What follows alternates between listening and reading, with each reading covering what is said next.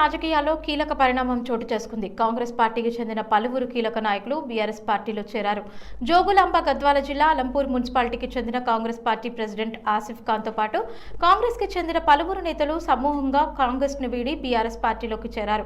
ఈ చేరిక కార్యక్రమం ఉమ్మడి జిల్లా ఎమ్మెల్సీ చల్లా వెంకట్రామిరెడ్డి అలాగే అలంపూర్ నియోజకవర్గ శాసనసభ్యులు ఎమ్మెల్యే విజయుడు ఆధ్వర్యంలో జరిగింది. పార్టీలో చేరిన నాయకులకు బీఆర్ఎస్ కండువ కప్పి అధికారికంగా పార్టీలోకి ఆహ్వానించారు. ఈ సందర్భంగా నాయకులు మాట్లాడుతూ ప్రస్తుత రాజకీయ పరిస్థితుల్లో కాంగ్రెస్ పార్టీ ప్రజల ఆంక్షలను నెరవేర్చడంలో విఫలమైందని ఆరోపించారు. అభివృద్ధి సంక్షేమమే లక్ష్యంగా పనిచేస్తున్న బీఆర్ఎస్ పార్టీ విధానాలను తమను ఆకర్షించాయని తెలిపారు.